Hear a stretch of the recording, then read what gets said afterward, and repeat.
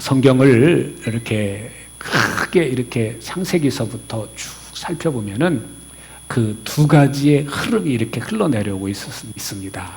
하나님을 아버지라고 부르고 하나님을 인정하고 하나님께 예배하는 그러한 흐름이 쭉 내려오고요.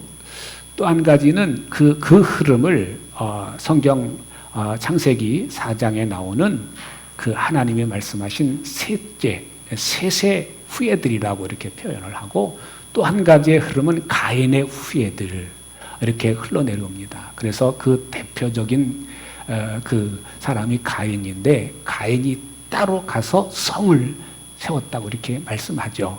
창세기 6장에 보면 그 하나님의 자녀들과 그 가인의 후예들, 이방인들 간에 서로 이렇게 믹스가 돼서 같이 결혼을 하게 되고, 그 가운데서 대단한 사람들이 세상에 흘러나오게 됩니다. 그래서 하나님께서는 그것을 두지 않고 홍수라고 하는 심판을 통해서 이렇게 노아와 그 가족들을 남겨두시죠. 그런데 그 흐름은 여전히 계속 이어져서 이제는 전체가 다 가인의 후예가 되어버립니다.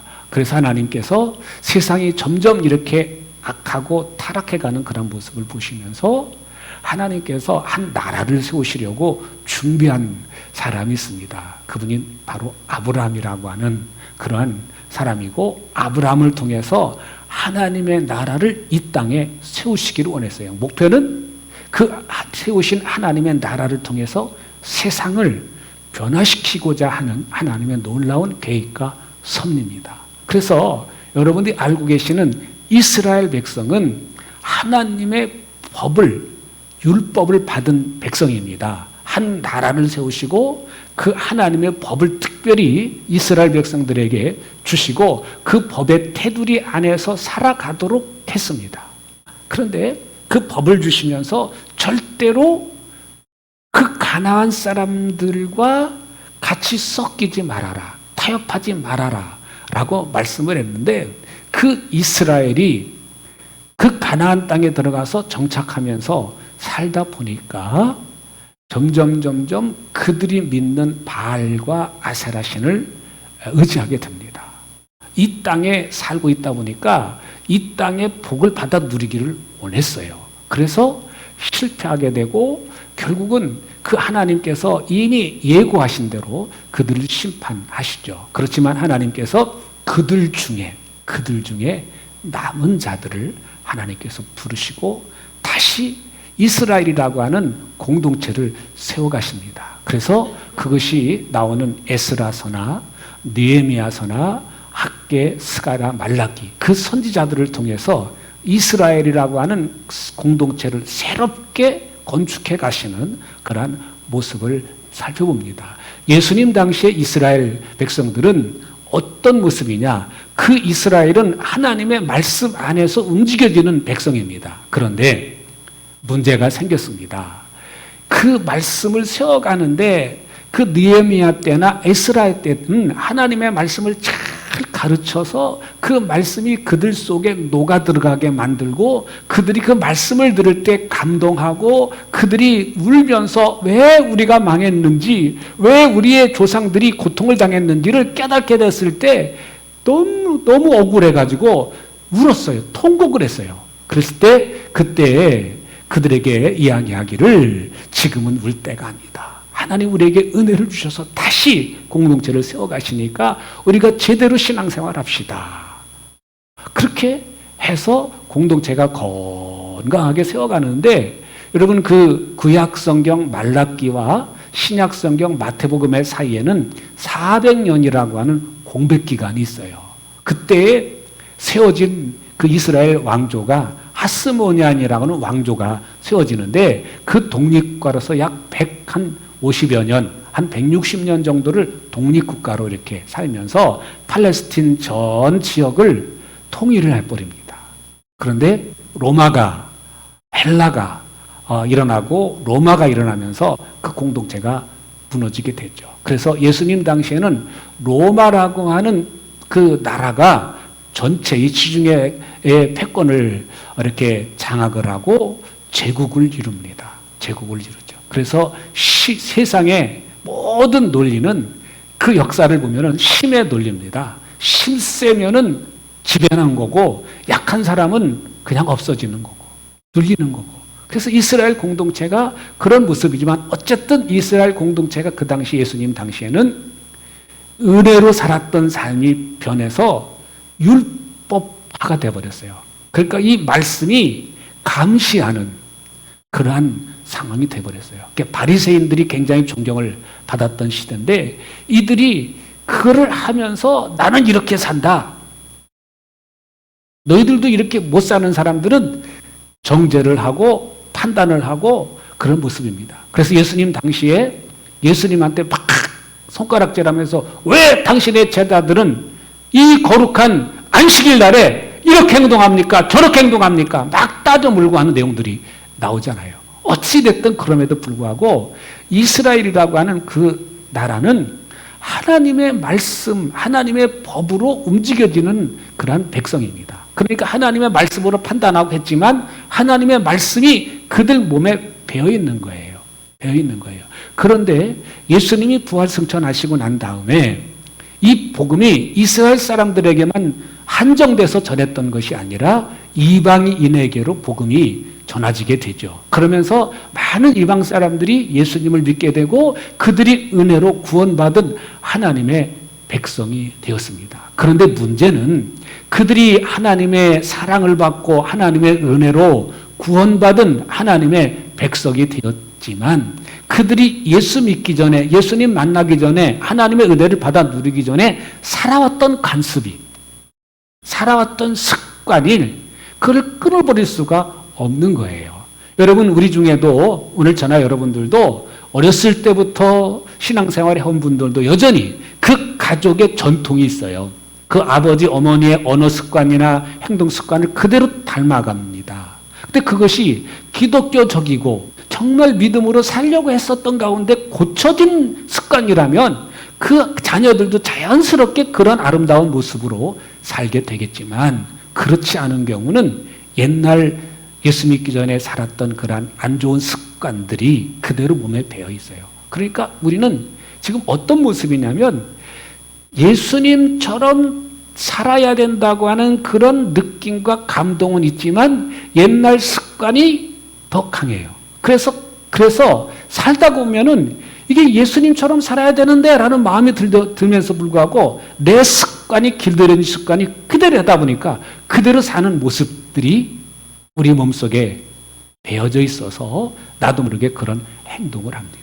오늘 말씀에 나오는 이 고린도 교회의 모습이 바로 그 모습입니다. 여러 가지 예수 믿는 사람답게 살지 못하는 모습 가운데 하나가 오늘 한마디가 같은 교인들끼리 같은 성도들끼리 어떤 문제가 일어났을 때 서로 세상 법정에서 소송을 하고 그리고 그 세상 사람들의 그 재판관 앞에서 옳고 그름을 판단받는 일들이 자주 일어나는 거예요. 이스라엘 사람들은 하나님의 말씀의 법이 있어서 그걸 했는데 근데 이 은혜로 구원받은 이 사람들은 은혜 받았으면 이제는 예수님이 어떻게 말하고 어떻게 행동하고 어떻게 사셨는가 그것을 생각하면서 우리가 예수 믿는 사람이 되었는데 이제는 우리가 예수 믿는 사람답게 살아야 되지 않겠느냐.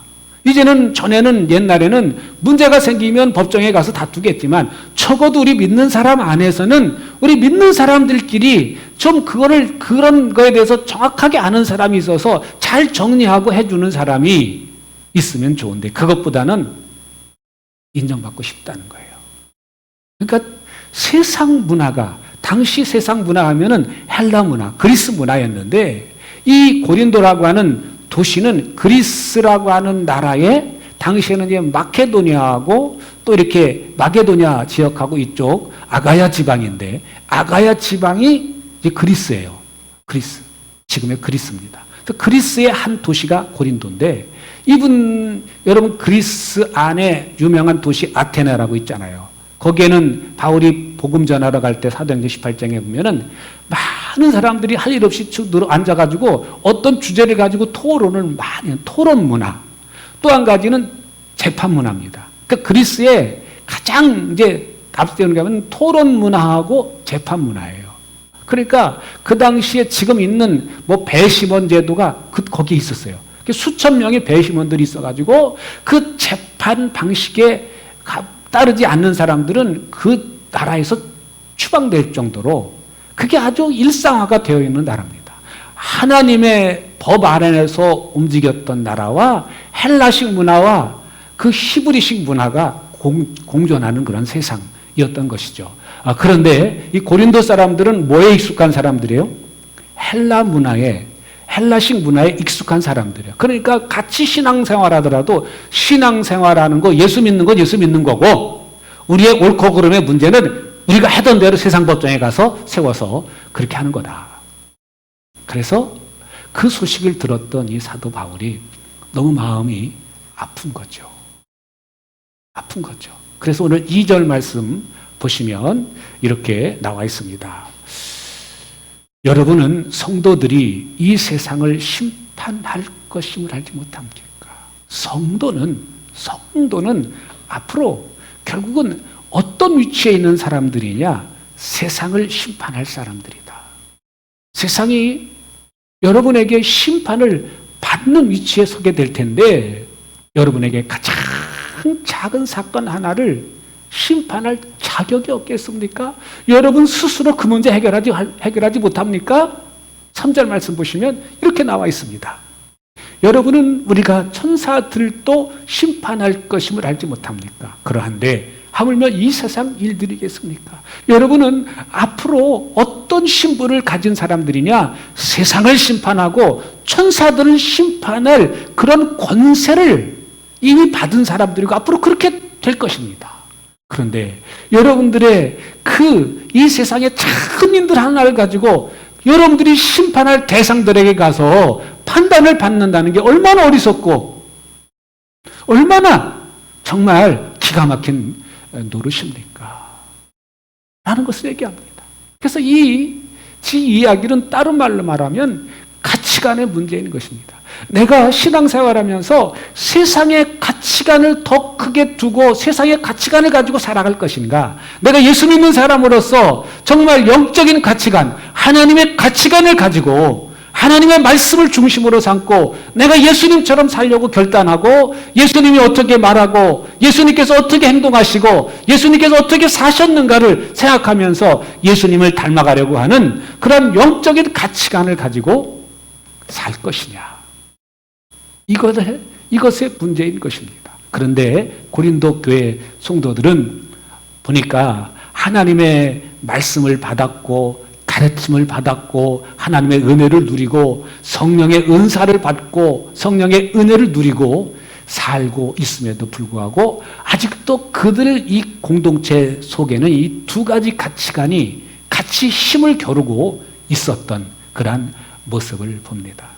얼마 전에 제가 그 법조인으로서 삶을 살고 그리고 교회에 있는 장로님으로서 또 은퇴하고 이제 생활하시면서 이 목회자들 상대로 세미나를 한 적이 있습니다. 이제 장로님이신데 이분이 이제 은퇴하고 변호사로 살면서 그 법관으로서 살면서 그 통계를 우리에게 말씀을 해주는데 이야기해 주는데 참 안타까운 거예요.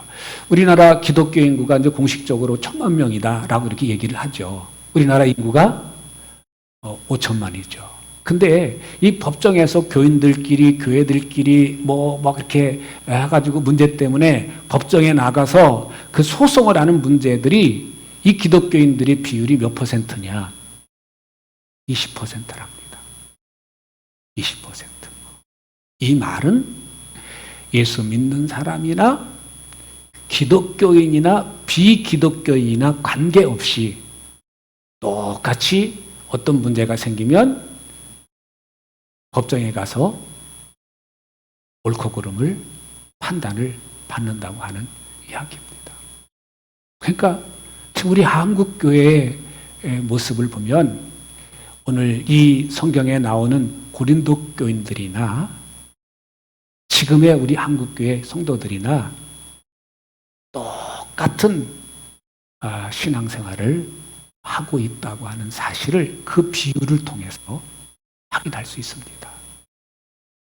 나머지 4천만 명도 법정에 가서 나머지 20% 우리 기독교인들 법정에 가서 하는 비율이, 그러니까 나머지 80%의 사람들이 법정에 간다면 20%의 이 기독교인들 똑같이 법정에 가서 그런 옳고 그름을 다툰다는 걸 볼 때 참 이 말씀은 이 시대에 고린도 교회에 주셨던 말씀일 뿐만 아니라 오늘 우리에게 동일하게 주시는 말씀인 줄로 믿습니다. 그래서 우리는 정말 내가 신앙생활 하지만 어디다가 더 힘을 실어주고 살 거냐, 어디다가 더 가치관을 두고 살 것이냐, 내가 하루하루 살면서 하늘의 가치관을 가지고 성경의 가치관을 가지고 살 것이냐, 세상의 가치관을 그대로 내가 품고 있는 대로 가지고 살 것이냐, 그거는 내 선택입니다. 근데 오늘 이어지는 말씀, 우리 7절, 8절 말씀 보십시다. 같이 보십니다. 여러분이 서로 소송을 제기하는 것부터가 벌써 여러분의 실패를 뜻합니다. 왜 차라리 불의를 당해주지 못합니까? 왜 차라리 쏘가주지 못합니까? 그런데 도리어 여러분 스스로가 불의를 행하고 속여 빼앗는데 그것도 신도들에게 그런 일을 하고 있습니다.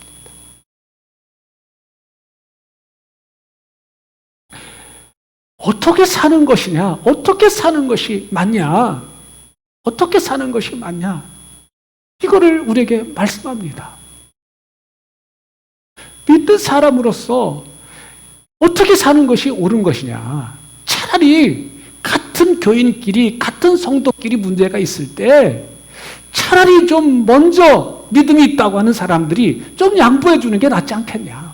아니, 그러면 도저히 해결할 수 있다면 교회 안에 그 문제를 해결해 줄 만한 사람을 찾아서 겨루 교인들끼리의 문제는 교인들이 서로 합력해서 선을 이루고 문제를 해결하는 것이 낫지 않겠냐. 그렇게 좀 했으면 좋겠다. 라는 그런 말씀을 하시고 있습니다. 여기 8절 말씀의 충격적인 것은 여러분 스스로가 불의를 행한다는 거예요.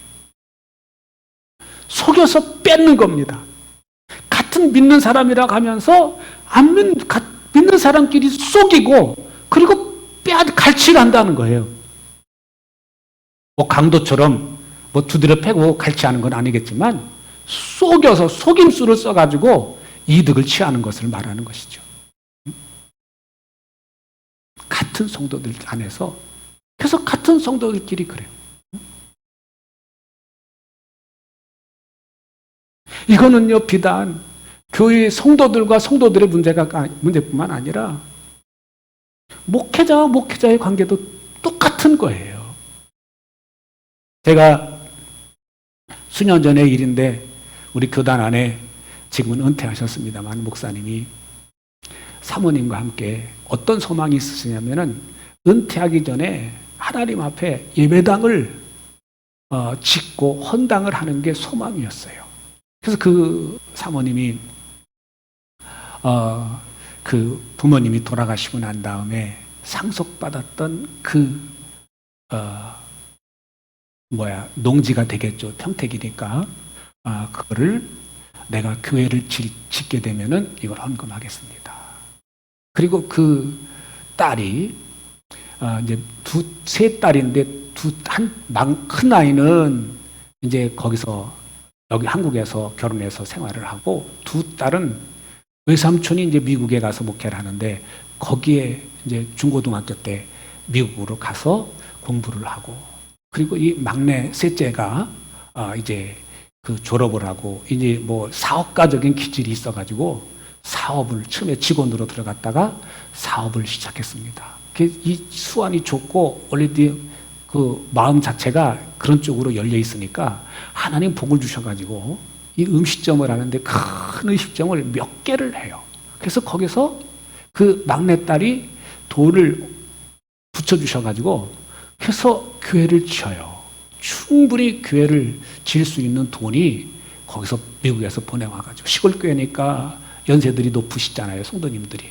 또 농사 지으니까 나올 헌금이 얼마나 있겠어요. 땅을 팔아야 헌금 나올 정도고 그러고. 그러니까 거기서 이렇게 해서 교회를 쫙 지을 수 있는 돈이 다 와서 건축업자를 이렇게 어떤 목사님한테 소개를 받아가지고 그래가지고 교회를 짓기 시작했어요.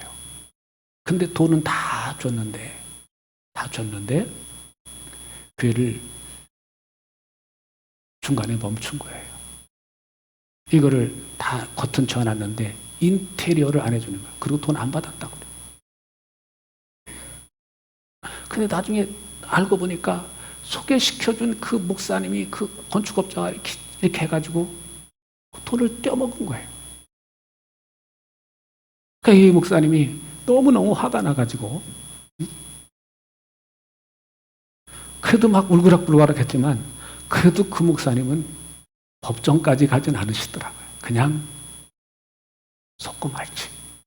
그리고 이제 조금의 시간이 걸렸지만 나머지 인테리어 하는 일도 다 이렇게 해서 교회를 아름답게 짓고 은퇴를 하고 후임 목사님한테 물려주고 그리고 은퇴를 하셨어요.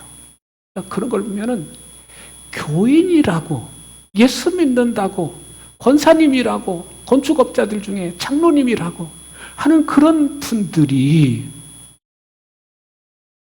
속여서 그 교인들이 헌금하고 그렇게 그 마음을 상처를 내고 그래서 이 교회에 어려움이 오게 하는 일들이 종종 그런 일들을 그 외에도 이 예수 믿는다고 하면서 다른 목적을 가지고 신앙생활하는 그런 분들도 종종 있습니다.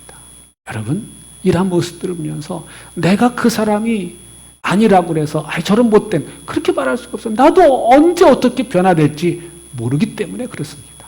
그래서 성경은 서 있다고 자랑할 것이 아니라 넘어질 때를 기억하고 조심하라고 이렇게 말씀하지 않습니까? 그래서 우리는 늘 깨어있지 않으면 언제든지 이 세상의 가치관들이 내 속에 밀고 들어와서 나를 겉은 예수 믿는 사람인데 완전히 나를 다른 사람으로 바꿔놓을 수 있다고 하는 사실을 늘 인지하고 살 때 내가 깨어있는 정말 주님 오실 때까지 신앙생활 잘할 수 있는 그런 사람들이 되실 줄로 믿습니다.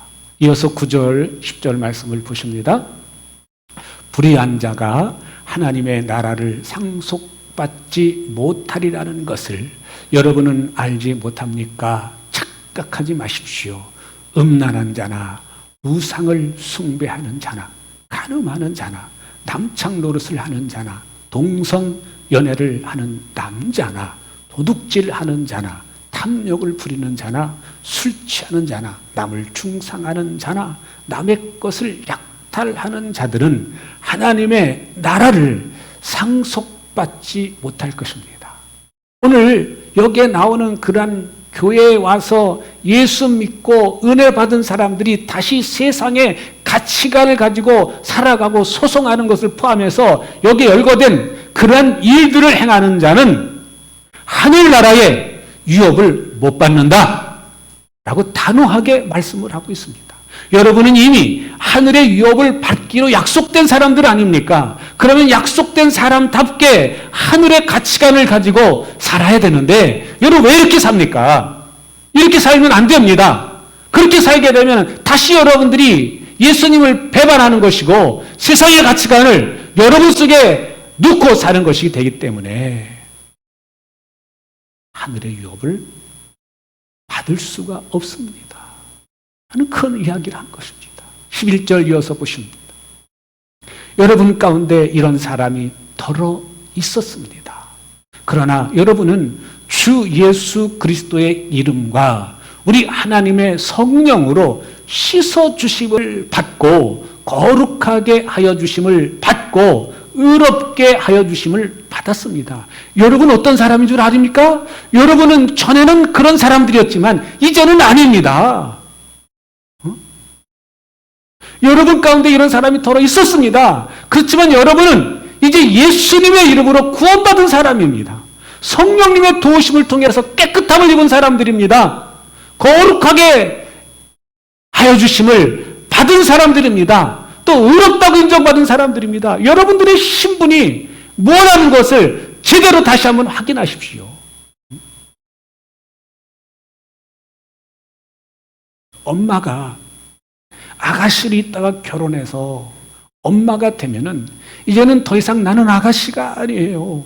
엄마예요. 그 엄마의 신분이라고 하는 사실을 내가 복으로 알고 은혜로 알고 축복으로 알고 살아갈 때 그 엄마를 통해서 그 아이가 젖먹일 때부터 엄마의 사랑을 받고 부모의 사랑받고 자라갈 때 이 아이가 건강하고 정말 멋진 아이로 성장해 나가는 것처럼 여러분들이 그리스도인이라고 하는 기독교인이라고 하는 그 신분을 잊어버리지 않고 살아갈 때 내가 하늘의 가치관을 가지고 이 땅에서 비록 이 세상 속에서 죄악 세상 속에서 살지만 이 속에서 멋지게 빛을 비추면서 소금의 삶을 살아갈 수가 있는 것인 줄로 믿습니다. 여러분은 이미 의롭게 된 사람들입니다. 여러분들은 이미 성령님의 도우심을 받아 깨끗하게 된 분들이십니다. 여러분들은 이미 예수 그리스도의 이름으로 용서받은 하나님의 백성입니다. 그래서 오늘 우리는 하나님을 아빠, 아버지라고 부르지 않습니까? 하나님의 자녀인 것입니다. 그럼 하나님의 자녀는 그 자녀의 권세가 있는 것처럼 그 권세가 있는 것처럼 의무가 있어요. 자녀답게 살아야 되는 의무가 있는 것입니다. 세상에서도 세상 법에서도 찾아먹을 건 다 찾아먹으면서 자기가 해야 할 일은 안 하는 사람들을 뭐라고 그래요? 얌체라고 말하죠. 얌체. 그런 사람들은 요즘엔 이 SNS가 개발돼가지고 막 그런 행동을 보이는 공격 대상이 보이면 막 공격해서 사회에서 매장을 시키죠. 그런 사람들. 공인일 경우에 그렇습니다. 그러나 대부분의 사람들은 그렇게 살아요. 똑같이.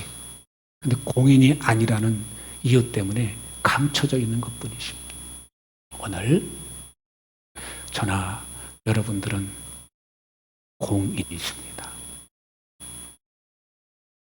하늘나라의 왕자이시고 공주님이십니다.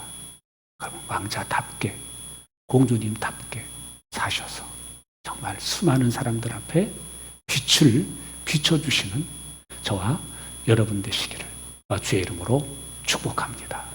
이제는 우리를 죄 가운데에서 구원시켜 주신 우리 주님 예수 그리스도의 은혜와 하늘아버지의 극진하신 사랑과 성령님의 감동 감화 교통하심의 역사가 오늘 주 앞에 나와 예배하고 돌아간 주의 사랑하는 성도들 머리 위에 이제로부터 영원까지 함께 하시기를 축원하옵나이다. 아멘.